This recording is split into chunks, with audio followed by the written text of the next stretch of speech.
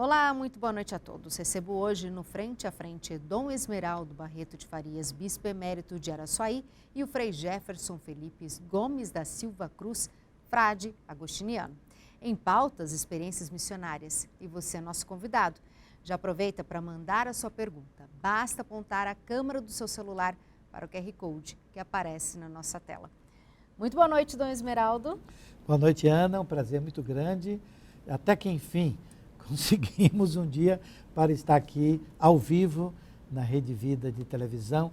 E, é claro, cumprimentando o Frei Felipe, nosso querido amigo e irmão, proveniente lá de Pernambuco, mas que está com os agostinianos na comunidade de Belo Horizonte. E aproveito, Frei Felipe, para cumprimentar o Frei Luiz Antônio, Frei Paulo e todos os demais da província agostiniana. Muito boa noite, Frei Felipe. Boa noite, Ana. Boa noite, Dom. Boa noite aos telespectadores que estão aí acompanhando o nosso Frente a Frente. Nós vamos falar desse livro aqui, que tem a participação, o Renato vai mostrar agora para a gente, que tem a participação dos dois, Dom Esmeraldo, do Frei Felipe e de outros colaboradores. Como que esse livro aborda a relação da missão com o presbitério? Então, Ana, olha, veja que esse livro nasceu de uma experiência de 20 anos com seminaristas, seja no tempo de férias, mês de janeiro ou mês de julho. Por quê?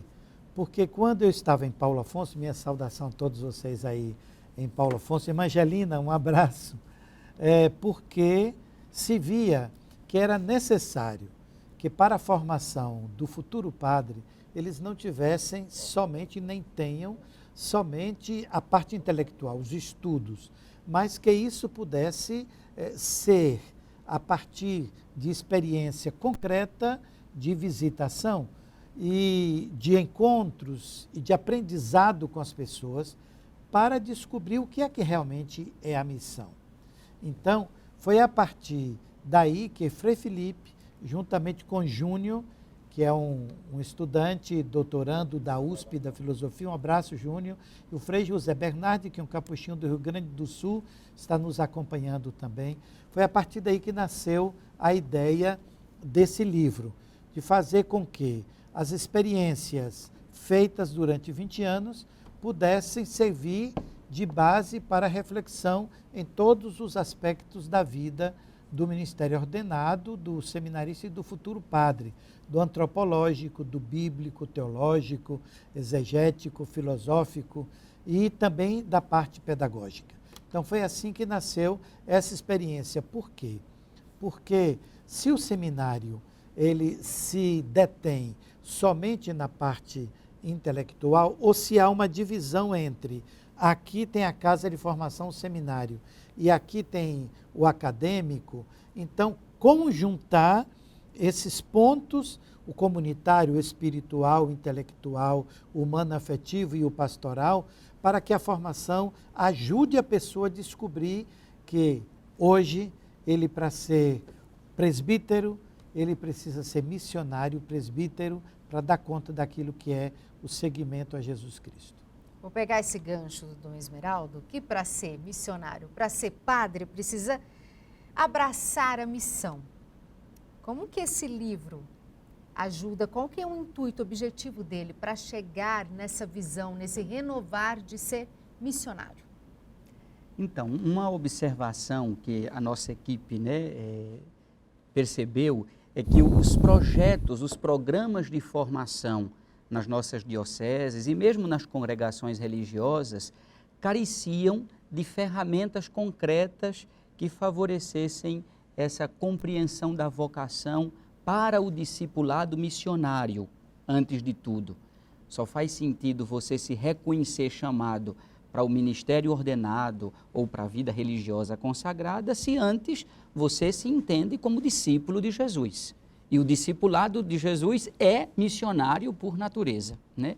Então, o objetivo do livro é oferecer às dioceses, às congregações, enfim, às equipes de formação, sejam elas do clero secular ou do clero religioso, oferecer ferramentas para que nos projetos, nos programas de formação, se contemple, né, a experiência missionária não como um adereço ou um anexo do projeto formativo, mas como sendo o eixo mesmo, né? Ou como a gente diz no livro, sendo o paradigma, né, da formação. O Concílio Vaticano II, Ana, tem num documento, né, sobre a missão, o Ad Gentes, uma provocação muito profunda. Ele diz que nos seminários, nas universidades, os professores procurem, ao transmitir os conhecimentos das disciplinas teológicas, exegéticas, filosóficas, qual é o espírito missionário que está escondido por trás dos conteúdos, para que os ministros ordenados, ministros da igreja, se apliquem cada vez mais nesta tarefa da evangelização, mas sobretudo do testemunho de Jesus aos povos. Porque no fundo é isso que a igreja precisa realizar, né? Um testemunho relevante, coerente da proposta de Jesus a todas as nações. Dom Esmeralda, é isso que tanto nos pede o Papa Francisco? Com certeza. E a chave, a palavra-chave, a expressão do Papa Francisco é aquela igreja em saída. Então, o Papa Francisco, quando ele insiste nisso, e na sua carta encíclica a Evangelii Gaudium, exatamente para dizer que já se foi o tempo em que você bastava tocar o sino e o povo vinha. Então, hoje, com tantas motivações que existem na sociedade moderna, nós precisamos retomar aquilo que era e sempre foi da prática de Jesus, ir ao encontro das pessoas. Marcos, no capítulo 2, capítulo 1, versículos 37 e seguinte, tem uma expressão que quando os discípulos procuram Jesus de madrugada, cedo, e não encontram, e que vão encontrá-lo lá no momento de oração, e dizem, olha, tem muita gente à sua procura. A resposta de Jesus é, vamos a outros lugares, pois foi para isso que eu vim. A prática de Jesus é essa, ir ao encontro das pessoas. Por isso é que você vê Jesus indo de vila em vila, de cidade em cidade, de povoado em povoado. Ele entra nas casas das pessoas. Então, nós temos que recuperar isso. E a forma de recuperar isso, já lembrou o Frei Felipe, é com práticas que ajudem, porque não basta só você saber a importância da vida missionária. Você precisa ter essa prática missionária. Você veja que em muitas profissões você tem que fazer estágio. E às vezes são estágios longos, de 1 ano, de 2 anos. É o caso da medicina, por exemplo, 3, 4. Então, para o missionário, ele precisa de estágios que sejam bem preparados, rezados, refletidos, meditados à luz do Evangelho. E ele precisa aprender a ir ao encontro das pessoas, porque senão o que vai prevalecer é aquele modelo antigo em que o padre fica aqui estático e as pessoas que venham, e não esse dinamismo de ir ao encontro. Então, o Papa Francisco tem razão quando diz que todos precisamos viver esse espírito de igreja em saída. Então, a missão é o ponto central da evangelização. Exatamente. Por quê? Porque o Evangelho, ele é a base da missão à vida de Jesus, a vida da Trindade Santa, é daí que nasce, vamos dizer, essa fonte, esse amor que precisa ser apresentado. Então, a missão, o que é? É testemunhar esse amor de Deus, que em Jesus Cristo, diz o Evangelho de São João, ama de tal forma o mundo, que ele foi enviado ao mundo não para condenar o mundo, mas para que o mundo seja salvo por ele. Então você veja como isso é importante, seja na parte como futuros padres e como a atualização dos padres, seja também para vocês. Você aqui através da Rede Vida, vocês do jornalismo, vocês que agem na técnica para que esse programa possa chegar ao ar. Quer dizer, onde você estiver, aí é lugar de vivenciar a missão, indo ao encontro das pessoas e manifestando esse amor de Deus que precisa ser reconhecido e precisa ser testemunhado. Eu vou chamar a jornalista Rosana Carvalho para a nossa entrevista. Muito boa noite, Rosana. Boa noite, Ana. Boa noite, Dom Esmeraldo. Boa noite, Frei Felipe. Boa noite para você que está acompanhando Frente a Frente. Envie a sua pergunta, participe aqui conosco. Eu gostaria de saber, Dom Esmeraldo, apesar de o senhor estar falando sobre missão, diante das constantes enchentes, desastres naturais, como a igreja pode fortalecer sua missão de solidariedade e amparo às comunidades mais afetadas? Obrigado, Rosana, por sua intervenção. Veja bem, a missão, como é manifestação do amor de Deus, do amor a Deus, esse amor, ele se concretiza no amor às pessoas, no amor aos irmãos. Não pode existir, São João já diz na sua carta, quem ama a Deus, a quem não está vendo assim fisicamente, que diz que ama a Deus, mas não ama o irmão que vê, então é sinal de que esse amor merece uma grande interrogação. Então a manifestação da solidariedade encontra na vida missionária um exemplo muito bonito. Primeiro, eu gostaria de citar, é o que está na capa desse programa missionário nacional, que é a parábola do bom samaritano, aquele que socorre. Como é que diz a parábola? É Lucas capítulo 10, a partir do versículo 25. Que passaram um sacerdote e um levita daquele tempo, viram o homem caído, mas não lhe deram socorro. Mas veio um samaritano e ali ele vê, sente compaixão e cuida daquela pessoa.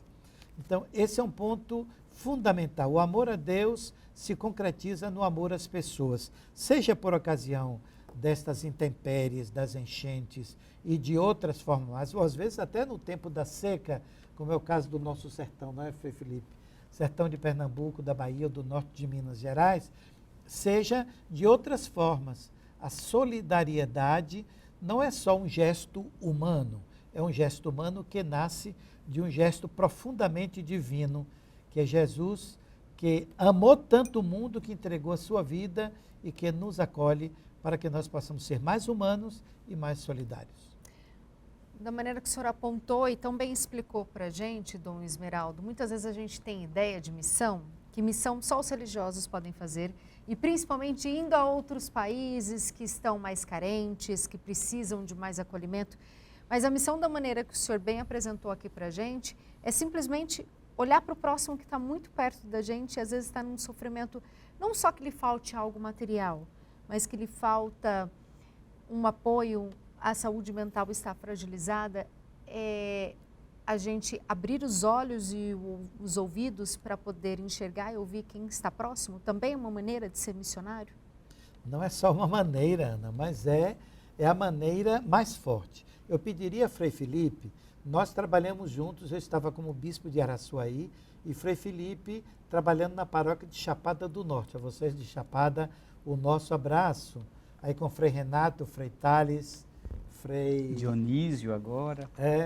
E Frei Paulo, que lá tanto trabalhou. Então, Frei Felipe podia dizer, nessa resposta a Ana, como ele via as comunidades. Lá tem muitas comunidades quilombolas. Um povo pobre, mas que mantém uma fé e uma cultura muito forte. Então, Frei Felipe poderia contar para nós um pouco missão no sentido de vida comunitária e no meio de um povo muito sofrido, muito de fé, muito sofrido, que é o Vale do Jequitinhonha, norte de Minas Gerais. Só para situar, né, Ana, a cidade que o Dom está mencionando, Chapada do Norte está no norte do estado de Minas, na região do Vale, a região mais pobre do estado, e naquela região é a cidade conhecida como cidade quilombola, porque a maior parte da sua população é remanescente, né, de pessoas que foram escravizadas. E o contexto daquela paróquia é um contexto todo particular, justamente por esta composição identitária. Ali, você menciona, né, olha, missão não é somente coisa dos religiosos ou do clero. E ali a gente pôde experimentar isso na realidade. Porque o que mantém as comunidades? O que mantém a vida de fé? O que mantém, né, a evangelização? A força dos leigos, né? A força das lideranças leigas. E o que é mais profundo e mais bonito na experiência missionária em Chapada é que, para além da vivência religiosa explícita, então as celebrações, né, aquilo que é o típico mesmo do universo sacral, as pessoas entendem a vida comunitária, o socorro de uns aos outros, né, o apoio, o cuidado, como uma decorrência da fé. entende? Como que quase que são os frutos de uma grande árvore. Então, porque eu acredito em Jesus, porque eu louvo Maria, a devoção à Nossa Senhora do Rosário é muito forte, e isso dá um senso de coletividade, de comunidade, que traduz na prática o que significa missão de verdade, né? O que o senhor aprende quando está perto deste povo? Eu costumava dizer aos frades lá em casa, né? Olha, a gente veio para cá pensando que iria evangelizar e, na verdade, nós estamos sendo evangelizados, né? Eu fiquei 5 anos em Chapada e todos os dias reconhecia aquele lugar como um lugar teologal mesmo, né? O povo me evangelizou. Por isso, por esta fé pura, genuína, sabe? E uma fé comprometida, que dá sentido à existência e às lutas, né? Que dá sentido ao viver e ao fazer de cada dia. Então, aprendi, eles têm uma expressão muito curiosa, que diz assim, olha, onde Deus passa, nada embaraça. Onde Deus passa, nada embaraça. Expressão de uma fé muito vívida, muito forte no amor deste Deus que deu o seu Filho não para condenar, mas para salvar o mundo. Eu lembro que quando estava perto de sair de Chapada, eu fui visitar uma comunidade a mais distante da sede da paróquia, chamada Paiol, o Quilombo do Paiol. 40 minutos em estrada de terra, um relevo bem acidentado para chegar na capela. E eu cheguei para celebrar a Eucaristia com 5 pessoas naquele dia. E eu lembro que o evangelho daquele dia era justamente aquele onde Jesus diz, onde 2 ou 3 estiverem reunidos em meu nome, eu estarei no meio deles. E deu a hora da celebração e uma das senhoras, Dona Maria, que estava lá, diz assim, Frei, deu a hora, vamos começar a missa, porque Jesus disse, onde 2 ou 3 estiverem, nós já somos 5, então já temos a garantia de que Jesus está aqui. E eu comentei com os meus frades, né? Eu digo, olha, se tem uma coisa que Chapada do Norte, a missão aqui no Vale me ensinou, é acreditar no Evangelho sine glossa, sem vocabulário. O Evangelho literal, é isso mesmo, onde 2 ou 3 estiverem reunidos, Jesus está ali. Que lindo. E outra coisa bonita, Ana, dessa região daqui do Vale do Jequitinhonha, é porque é uma área onde as oportunidades de trabalho são muito pequenas. Então, inclusive dessa paróquia de Chapada do Norte, são ônibus e mais ônibus que saem a partir de final de março, começo de abril, para o sul de Minas, ou para o Espírito Santo, para a colheita do café, colheita da laranja, e muitos também para essa região de Ribeirão Preto e daqui de São José do Rio Preto, que vem para cá em busca de trabalho. Então, muitas vezes as comunidades ficam com poucas pessoas, mas essas pessoas que vão para a colheita do café ou para outros tipos de trabalho, elas sabem que a missão é vivenciada também lá. Quando acordam 4 da manhã, 5 horas da manhã já estão saindo e só vão chegar ao escurecer, 6, 7 da noite, para preparar o almoço do dia seguinte, lavar roupa e tudo isso. Então, isso aqui é uma coisa que é esse sentido missionário a partir da sua profissão.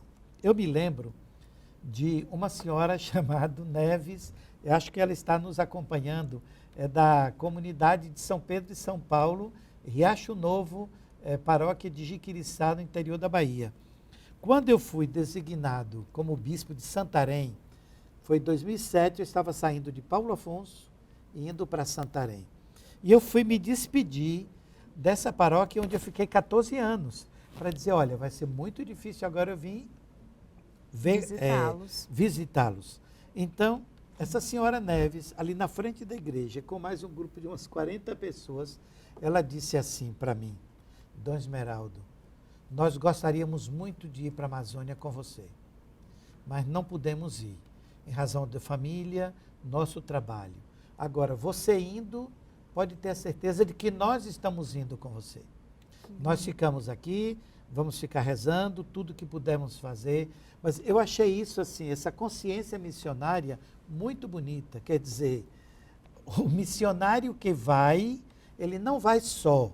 Ele tem a comunidade, tem um povo que vai com ele, tem a oração que sustenta, e os que ficam têm também aqui a sua vivência ali naquele lugar onde vivem. Então, hoje em dia, você mesmo lembrava, Ana, o sentido do ser missionário não é só para alguns, o frade, o padre, a religiosa, aquele que normalmente que vinha de fora, né? Uhum. Mas toda pessoa batizada é chamada a ser missionário. E daqui a pouco eu queria contar a experiência, vocês aqui, Paróquia do Divino Espírito Santo, do Alto das Pombas, em Salvador, e Massaranduba, de Salvador. Daqui a pouco eu vou fazer referência ao trabalho que vocês estão fazendo lá. E voltamos ao vivo nesta sexta-feira, no Frente a Frente, que recebe 2 convidados, Dom Esmeraldo e o Frei Felipe. Dom Esmeraldo, antes de continuarmos a história que o senhor deixou pincelada aqui para a gente no primeiro bloco, sobre missão e os depoimentos das pessoas que o senhor conviveu, não tem como não falar, o senhor que está em Salvador, falar da tragédia que aconteceu na igreja, conhecida como Igreja do Ouro, que caiu um teto, que infelizmente uma jovem de Ribeirão Preto chegou a falecer e outras pessoas ficaram feridas. Quero saber do senhor como que a Arquidiocese está lidando com este assunto, uma mensagem de solidariedade para essas pessoas e principalmente para os pais dessa jovem que veio a falecer. Então, através do nosso arcebispo, cardeal Dom Sérgio da Rocha, a Arquidiocese, logo após o ocorrido, fez uma manifestação de solidariedade, claro, lamentando o fato da morte dessa pessoa que estava visitando e das outras 5 pessoas que ficaram feridas, mas que já saíram do hospital. Então, e também manifestando a preocupação. Por quê? Porque no Brasil, seja a parte de Salvador, com essas igrejas antigas, seja também Minas Gerais, que é outro grande acervo, nós temos uma quantidade muito grande de igrejas, de prédios que são tombados. Isso significa que, se por um lado a Igreja Católica, a paróquia, a diocese ou aquela congregação religiosa tem responsabilidade sobre aqueles prédios, por outro lado, o patrimônio histórico nacional tem também uma responsabilidade muito grande e uma responsabilidade legal. Quer dizer, é dever do patrimônio histórico preservar esse patrimônio que é reconhecido. Então, se não fosse reconhecido, ainda se poderia dizer que é uma questão só da paróquia ou da diocese, mas quando é reconhecido, e nem sempre há o atendimento de imediato. Eu quero pedir a Frei Felipe para contar a história da Igreja do Bom Jesus, em Chapada do Norte, que ele acompanhou de perto, para mostrar como, para o patrimônio, olha, fazer uma intervenção foram anos de insistência. Frei Felipe, conta para nós. Em Chapada do Norte nós temos um acervo de igrejas históricas, né, do fim do século XVIII, que estavam bem deterioradas. Essa do Bom Jesus, que o Dom está lembrando, era que estava em pior estado. Quando nós chegamos, tivemos que fazer todo um escoramento no prédio, interditar a igreja, e foram mais de 4 anos insistindo com o Ministério Público, com o IEFA, que é o Instituto Histórico do Estado de Minas Gerais, depois com o IFAM, até que, com o apoio inclusive, né, de deputados e políticos do Estado, nós conseguimos a intervenção, né, nessa igreja que está agora sendo restaurada. Mas, como o Dom disse, é um calvário quando a paróquia ou a diocese precisa administrar estes prédios históricos, porque nós não temos liberdade para fazer intervenções. Precisamos das autorizações, né, e da supervisão desses órgãos.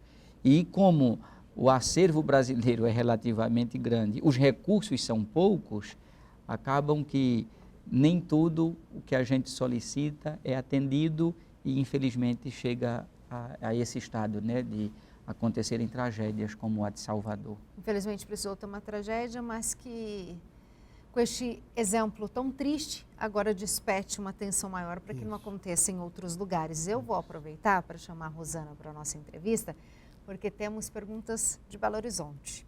Sim, nós temos perguntas de Belo Horizonte. Eu quero aproveitar aqui para mandar um abraço para a Fátima de Caraguatatuba, o Frei Paulo Gabriel de Belo Horizonte, Marileia de Porto Velho, Rondônia, o Ananias de Diogo de Vasconcelos, Minas Gerais, Padre Anilson de Curumbiara, Rondônia, Margarete Munhoz de Melo, no Paraná, Júnior Santos de São Paulo, Aniele Limoeiro de Pernambuco, Johnny de Salvador. E depois a gente continua, tem bastante, Ana. E o José Alexandre de Belo Horizonte, ele pergunta: ao longo da sua trajetória, o senhor esteve à frente de diferentes dioceses e realidades. Como essa diversidade de experiência o faz ver a missão da igreja hoje? Dom Esmeraldo. Muito obrigado pela pergunta. Olha, realmente, a primeira diocese foi Paulo Afonso, na Bahia, Sertão. Depois fui para o meio das águas, que foi Santarém. Em seguida, Porto Velho. Depois, como bispo auxiliar em São Luís do Maranhão. E, ultimamente, os últimos 4 anos, em Araçuaí. Então, veja, para mim, primeiro foi uma riqueza muito grande, porque aprendi muito nas realidades, cada uma com seu peculiar, sua realidade própria e numa riqueza muito grande. Se em Paulo Afonso aprendi muito com a formação dos leigos, em Santarém, que tem uma riqueza muito grande que vem já dos anos 70, eu aprendi muito com as comunidades. Então, realmente, eram comunidades, sejam ribeirinhas, sejam as comunidades do interior, a parte de terra firme, ou da cidade. Eu queria só lembrar o fato da dona Paulíria. Essa mulher, mãe de família, durante 20 anos, ela saía visitando todas as comunidades da área ribeirinha, com muitas dificuldades, porque tinha que ir de barco, de comunidade em comunidade. Ela combinava com o esposo, os filhos ficavam com a irmã, então ela podia fazer isso. Depois de 20 anos, ela vai ficar cega, com câncer nos ossos, e ainda viveu, se não me engano, até 2016. E eu fiz questão, toda vez que eu ia a Santarém, de visitá-la, porque é uma missionária, Ana. Quer dizer, isso é que é bonito ver, como leigos são missionários, fazendo nestas visitas, indo ao encontro das pessoas, com um testemunho perfeito e bonito do que é a dedicação às pessoas, a evangelização, ao amor de Deus. Então, isso eu pude viver. E agora, aproveitando para lembrar também, dentro dessa pergunta, o que eu ia dizer de Salvador, né? Então, eu estou acompanhando 2 bairros, o Alto das Pombas, Paróquia do Divino Espírito Santo, e Massaranduba, Paróquia Nossa Senhora da Piedade. Um abraço aos frades de Alto das Pombas e ao Padre Marco de Massaranduba. Então, o que é que estamos fazendo? Preparando as pessoas para a visita que o arcebispo vai fazer, a visita pastoral missionária. Então, nós vamos ter visita aos doentes, mas também muitas pessoas que vão ajudar nas visitas de casa em casa, nos encontros, nas celebrações e nas reuniões. Quer dizer, isso é importante porque você ajuda, no concreto, a pessoa a entender que ela é missionária porque é batizada. Então, é o batismo que nos dá essa força para que nós possamos vivenciar o Evangelho, porque às vezes eu sou vizinho seu, mas não conheço, não vou à sua casa, não faço essa abertura do Igreja em Saída, como diz o Papa Francisco. Então, muito obrigado a você por essa pergunta, aí que veio lá de Belo Horizonte. E temos mais perguntas de Belo Horizonte. Belo Horizonte participando muito hoje. Rosana? É o Frei Paulo Gabriel.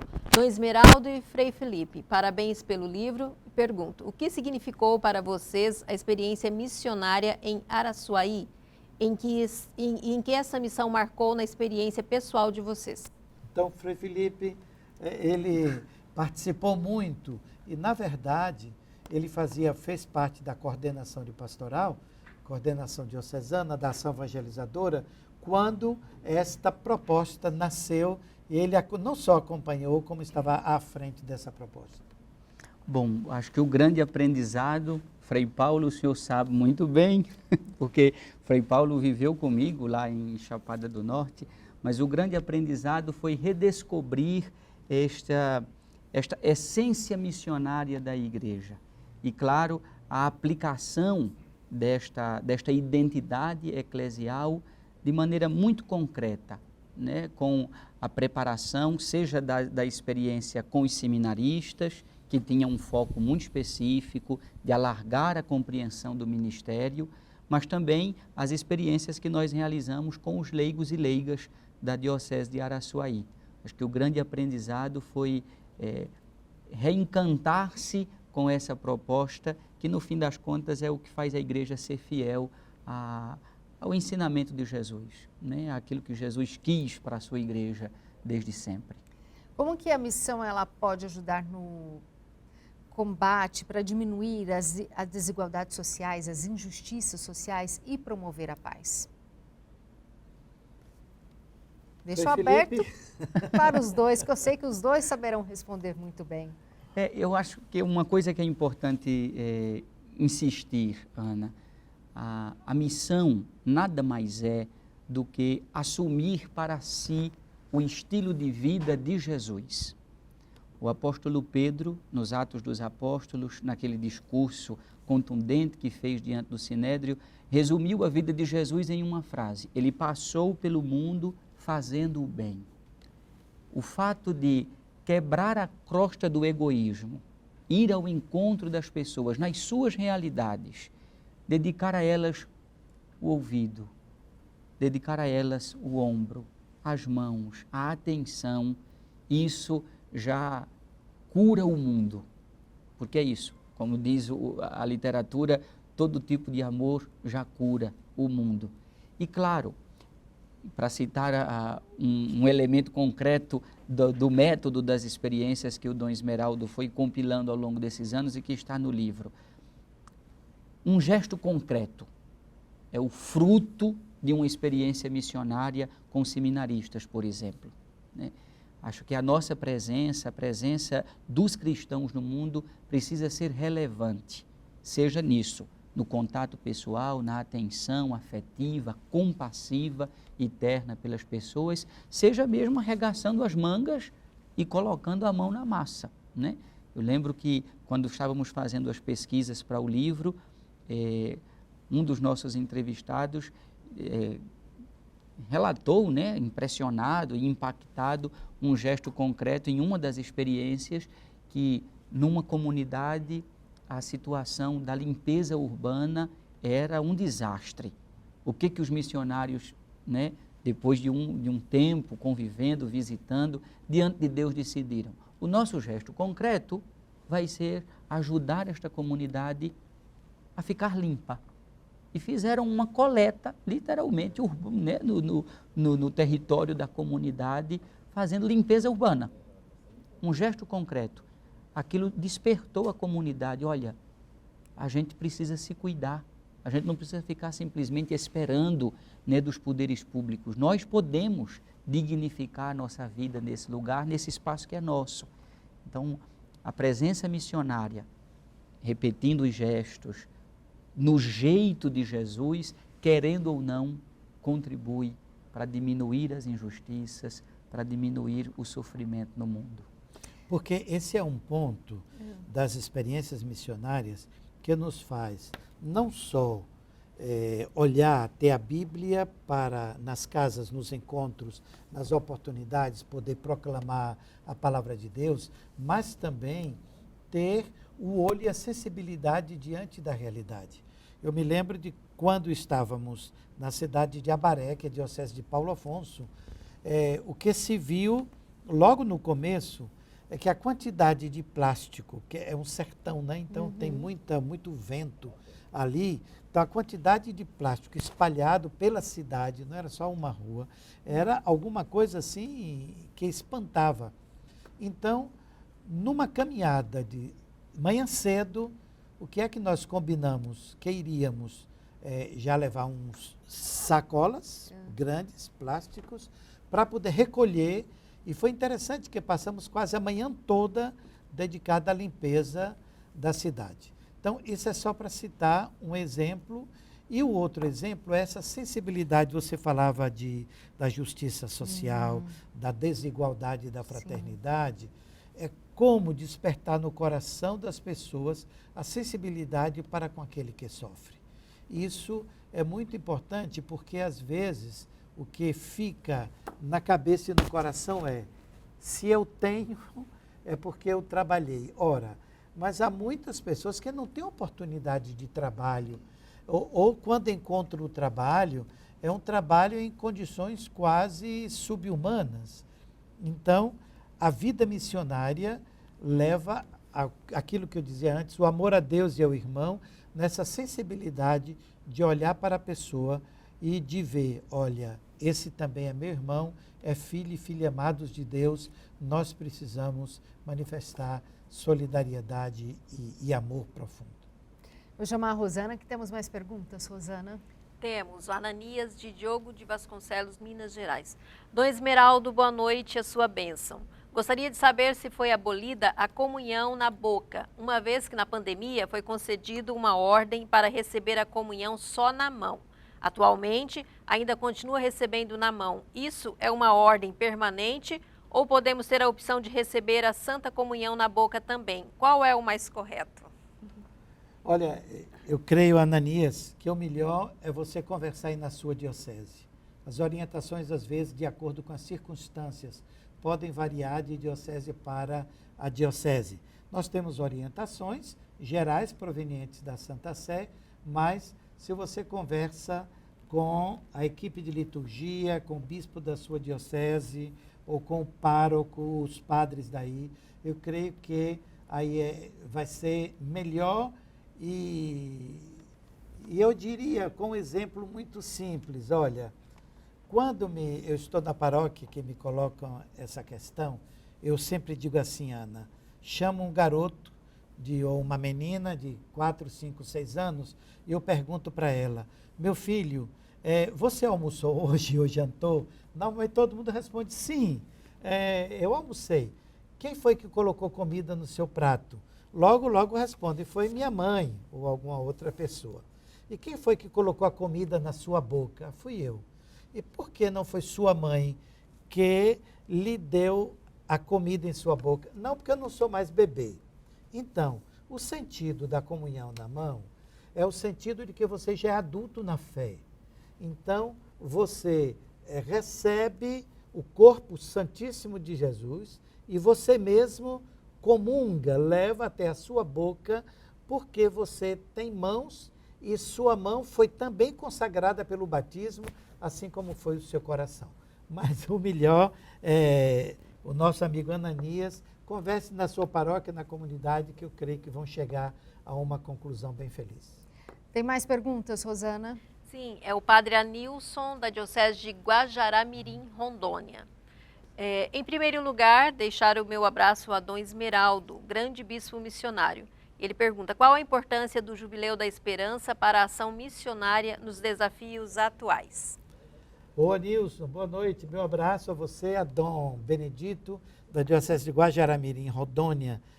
A Nilson era seminarista no tempo em que eu estava em Porto Velho.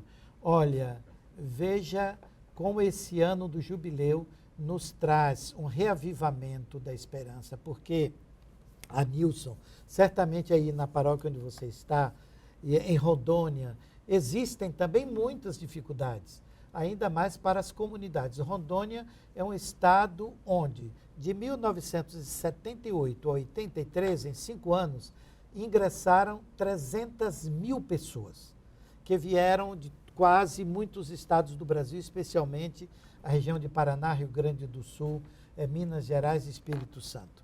Então, essas pessoas que vieram para lá e as dificuldades que sentiram naquele tempo e que sentem ainda hoje. Então, ser missionário de esperança, Nilson, você sabe muito bem, é alguém que ajuda as pessoas não a fazer ilusão, não é isso. Esperança significa crer que Jesus Cristo é aquele que assumiu a nossa natureza humana e que Ele está para nos dar força porque Ele é o missionário do Pai e Ele que é essa esperança que nos anima e que nos ajuda. E tem Anilson, você lembra do seu Eniel. Ele é da paróquia de Buritis, da Arquidiocese de Porto Velho. Esse homem saiu de Minas Gerais, é um senhor negro pobre. Foi para o Paraná, no tempo em que lá tinha muito trabalho por causa do cultivo do café. Depois veio para o Mato Grosso e, em seguida, eu encontrei com ele em Rondônia, era a vila e depois cidade de Buritis. Eu fazia questão de conversar com ele. Olha, de 1992, quando ele chegou nesse lugar, que vinha por causa do desmatamento e das serrarias das madeiras, né? Até 2003, 2004, esse homem fundou, Frei Felipe, 65 comunidades. E o que é que ele tinha? A Bíblia e uma bicicleta que ele ia, e é lugar de barro, quando chovia ele ia a pés. Mas ele passava, fundava a comunidade, a exemplo de São Paulo. Então, olha que vida bonita de missionário. Esperança, viu, Padre Anilson, seguir o exemplo aí de seu Eniel. Eu fiz questão de registrar em um dos livros publicados pela CNBB, porque é uma coisa que é fantástica ver a missionariedade que brota do coração. Voltamos ao vivo nesta sexta-feira com a presença do Dom Esmeraldo, do Frei Felipe, e temos perguntas de Salvador. Vou passar para a Rosana, e é uma pergunta especial que tem parentesco, Rosana? Temos perguntas de Salvador, mas temos também aqui a participação do Johnny, que também é de Salvador, que está mandando abraço aqui para o Dom Esmeraldo, a Gilmara de São Paulo, capital, a Maria Aparecida Lourenço de Chapada do Norte, Rui Barbosa de Jiquirica, na Bahia, e também o agradecimento da Gilmara de São Paulo e a Luciana de Balneário Pissarras, em Santa Catarina, por enquanto. E a Lucinha pergunta, Dom Esmeraldo, o senhor é um missionário nato, um exemplo a ser seguido. Por gentileza, cite 1 ou 2 testemunhos de pessoas que já participaram de alguma experiência missionária. Ô, Lucinha, um abraço, Lucinha, Joaquim, minha irmã e meu cunhado, Gilmara, minha sobrinha, que é professora na Uninove em São Paulo e que tem também são testemunhos muito bonitos, poderíamos ficar aqui a noite toda, mas eu gostaria de lembrar, seja na área da Bahia, seja em outros lugares por onde eu passei, exemplo de pessoas que entregaram a sua vida. Por exemplo, na Bahia, nós temos o exemplo de um jovem que nos anos 90, ele participou muito dessas experiências e faleceu aos 50 e poucos anos, em setembro passado, que ele se chamava Edinaldo de Ubaíra, Zinho, o apelido dele. Então veja que esse rapaz, ele se dedicava muito, muito. E depois, tanto ele se dedicou que, seja na parte de associações rurais, urbanas, de sindicatos, isso foi uma coisa bonita de verzinho. A outra é Terezinha, eu gosto de citar, que é uma senhora negra, ela deve estar acompanhando, da comunidade da Palmeira. E Terezinha, quantas vezes foi a primeira presidente do Sindicato dos Trabalhadores Rurais de Ubaíra, e esse sindicato nasceu por causa das comunidades. Era o evangelho que ajudava as pessoas a descobrirem os seus direitos, e Terezinha, com uma criança no colo, levando para as reuniões, para os encontros, e ela enfrentou muitas dificuldades. Hein, Terezinha? Só Deus e você que sabem as dificuldades. Por quê? Porque isso exigia os direitos. Exigia, e naquele tempo, Ana, e você que nos acompanha, os anos aí 80, 90, o trabalhador rural, o pobre, mesmo da cidade também, falar em direito era uma coisa como se fosse um absurdo, sabe? Mas aí veio a Constituição Cidadã de 1988 e esse trabalho das comunidades foi dando muita força. Então, eu me lembro que Terezinha, com a sua comunidade, formou um salão para as crianças, que naquele tempo lá nessa área não havia transporte escolar e nem escolas para crianças de 5, 6, 7 anos. Né? Então, chega alguém da cidade para quase derrubar aquele salãozinho feito no sistema de taipa.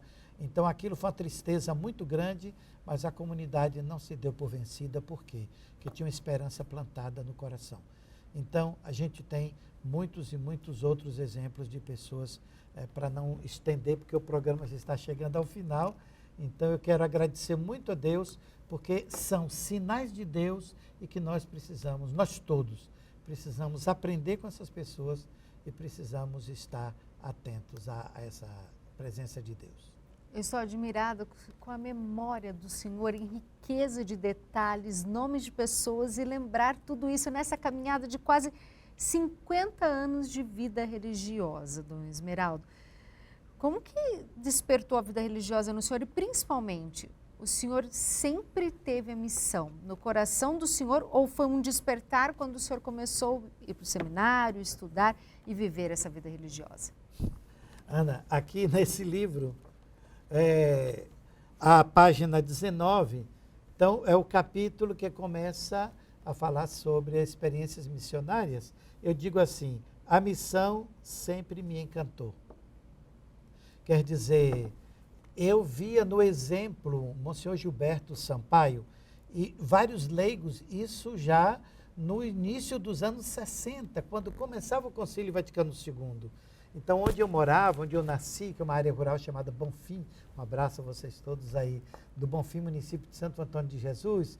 Então, eu andava 10, 15 quilômetros com 9, 10 anos de idade, com mais algumas pessoas, para a gente participar de tudo isso. Então, é algo que eu acho não, tenho certeza, foi Deus quem colocou no coração.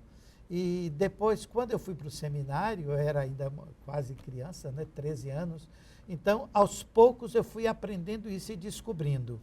O missionário precisa descobrir os sinais de Deus, porque Deus nunca abandona e Ele sempre está agindo. Às vezes a gente imagina Deus sentado numa cadeira, assim, sem se dar conta. Não, Deus está agindo, é reinado, é a ação de Deus. Então, para nós, é importante descobrir estes sinais de Deus. E isso eu fui descobrindo já no tempo do seminário e depois, como padre, eu senti a alegria de perceber isso.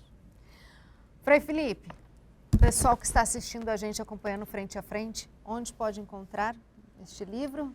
Então, o livro foi publicado pelas edições CNBB. Se você se interessa, quiser aprofundar sobre esse tema, pode entrar no site da CNBB, das edições CNBB, e procurar pelo título Experiências Missionárias, Caminhos para uma Formação Presbiteral em Chave Missionária. Lá no catálogo da Conferência Nacional dos Bispos, você vai encontrar este exemplar. Vou mostrar novamente aqui para o pessoal. Enquanto isso, Frei Felipe, conta para a gente como foi o despertar da missão da vida do senhor. Então, Ana, eu fiz este ano 15 anos de profissão religiosa. Entrei no seminário, no convento, na vida religiosa, há 20 anos. E a opção pela vida religiosa consagrada esteve muito atrelada a esse ímpeto missionário. Quando eu era criança, na minha paróquia de origem, que foi por muito tempo pastoreada por missionários Fidei Donum, né, vindos da Itália, a missão sempre permeou a vivência pastoral, a vivência da evangelização. E aquilo sempre deixou a gente inquieto, né? Eu lembro que quando eu era criança, sonhava ser missionário na África. E a referência era o Moçambique, por conta das religiosas, as franciscanas de Maristela, que moravam na minha cidade.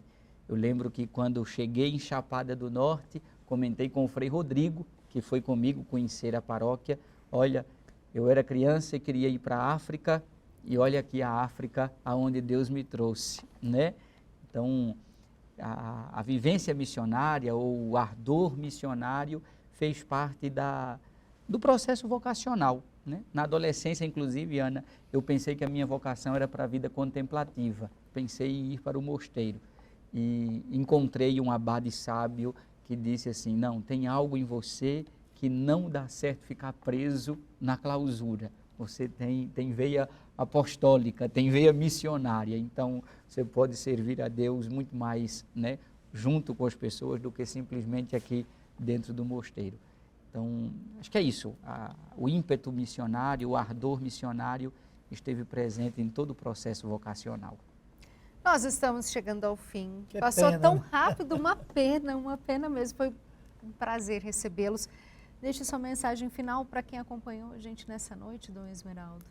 Então, eu queria enviar a saudação minha do Frei Felipe para o Júnior de São Paulo, um abraço para o Frei José Bernardi e todos aqueles que colaboraram na escrita desse livro, e para a comissão missionária da CNBB, Dom Maurício, que é o nosso presidente, Bispo em Rondonópolis, Dom Luiz Fernando, lá de Cachoeira do Itapemirim, Dom Paulo de Belém, e para os nossos assessores, o Padre Tiago, a Irmã Eliane, nosso abraço, e para o Padre Antônio.